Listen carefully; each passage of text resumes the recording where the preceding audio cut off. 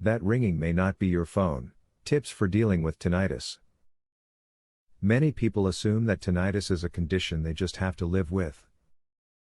They just accept the ringing in their ears as a given that they have to simply endure, but this is not so.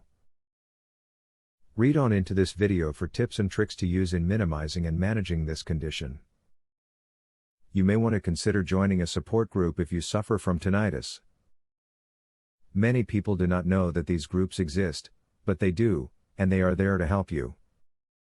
You will chat with other tinnitus patients, and you can all share tips and ideas with each other.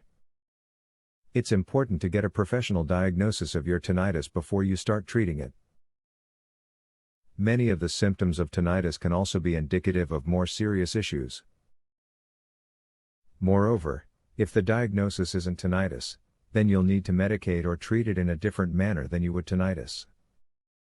When tinnitus starts to bother you, it's time to get up and do something. Find an activity which can get your mind off the sound, like washing the dishes or running the vacuum. Not only will this help you to get past the annoyance and get back to what you were doing, but you'll leave your home a little cleaner. If you are newly experiencing tinnitus, your best approach may be to simply ignore it. The majority of the cases of tinnitus go away on their own. Even if they don't, they subside enough that they do not disrupt your life. If the tinnitus continues to be a problem, however, you should consult your doctor. As stated earlier in this piece, a lot of sufferers of tinnitus assume there is nothing that can be done about this annoying condition.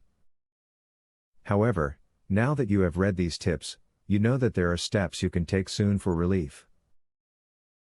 Employ them in the coming days to hear a clearer future.